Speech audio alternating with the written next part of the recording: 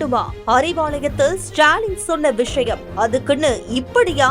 Come back கொடுக்கறதுல நாம தான் ஸ்பெஷலிஸ்ட். இதெல்லாம் வேண்டாம் தலைவரே.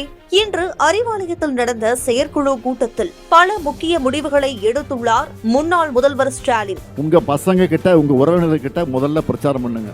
முக்கியமாக 70 வயதிற்கு மேல் உள்ள மாவட்ட செயலாளர்களை பதவியிலிருந்து விடுவிக்கவும் இருக்கிறார் ஸ்டாலின். இதனை அடுத்து பேசிய முன்னாள் முதல்வர் ஸ்டாலின், திமுகவில் புதிய உறுப்பினர்களை சேர்க்கவும் கட்சியை வலுப்படுத்துமாறும் தன் நிர்வாகிகளுக்கு கோரிக்கை வைத்துள்ளார். இதெல்லாம் கடுமையானதாக தான் இருக்கும், சிலருக்கு கசப்பானதாக இருக்கும். கசப்பு தான் உடம்புக்கு நன்மை செய்யும். பல்வேறு விஷயங்களை பேசிய முன்னாள் முதல்வர் ஸ்டாலின் போகிற போக்கில் தாவேக்காவை கடுமையாக விமர்சித்துள்ளார். மக்களுக்கு உழைக்காம, போராட்டம் நடத்தாம, கொள்கை இல்லாம, நிர்வாக கட்டமைப்பு இல்லாம ஆட்சி கொண்டிருக்கிறாங்க. முக்கியமாக நாங்கள் போர் அடிக்கிறது என அரசியலுக்கு வரவில்லை எனவும் போராட வந்தவர்கள் எனவும் பேசினார்.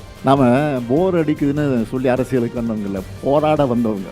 இதனையடுத்து பேசிய அவர் தாவேக்கா அரசை கடுமையாக சாட, முக்கியமாக முதல்வர் விஜயின் ஆட்சியில் திமுக திட்டங்களுக்கு பெயர் மாற்றம் நடக்கிறது என பேசினார். இப்ப இருக்கிற முதல்வர் நம்ம கொண்டு வந்த எல்லா திட்டங்களுக்கும் பேர் மாற்றத்துல பிஸியா இருக்காரு.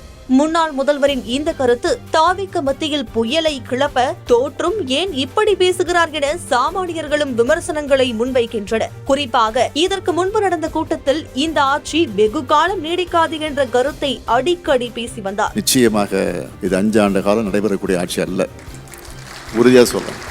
இப்படியான நிலையில் விரக்தியில் முன்னாள் முதல்வர் ஸ்டாலின் இப்படி பேசுகிறார் என சொன்னாலும், இன்று முன்னாள் முதல்வர் ஸ்டாலின் பேசிய பேச்சை வைத்து பார்த்தால் அவருக்கு தாவேக்கா மீதான வெறுப்பு ஒருபுறம் இருந்தாலும் சொந்த கட்சியின் முக்கிய தலைவர்கள் மீதும் அவருக்கு சில சங்கடங்கள் இருப்பதாக தெரிகிறது. என்னுடைய வருத்தம் எல்லாம் இன்னும் சிலர் இருக்கிறாங்க.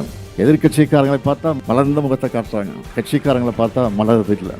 எதிர்கட்சிகளை பார்த்தா வணங்குகிற கை நம்ம கட்சிக்காரர்களை பார்த்தா வணங்குறது இல்லை. மேலும் கட்சியில் இளம் தலைமுறையினரை சேர்க்க வேண்டும் என சொன்ன அவர், உங்க பசங்க கிட்ட உங்க உறவினர்கள் கிட்ட முதல்ல பிரச்சாரம் பண்ணுங்க. தாவேக்கா ரூட்டை கையில் எடுக்கிறாரா என்ற கேள்வி எழும் நிலையில், ஏற்கனவே தாவேக்கா வெற்றியை பார்த்து ஜென்சி டிஎம்கே என ஆரம்பித்து அதில் ஜூலியை உள்ளே இழுத்துவிட்டு திமுக செய்த காமெடிகள் தமிழக மக்களால் மறக்க முடியாது என்ற கருத்து உள்ளது. தற்போது இளம் தலைமுறையினரை சேர்க்க வேண்டும் என்ற முன்னாள் முதல்வரின் நிலைப்பாடு திமுகவுக்கு கை கொடுக்காது என்றே தெரிய வருகிறது.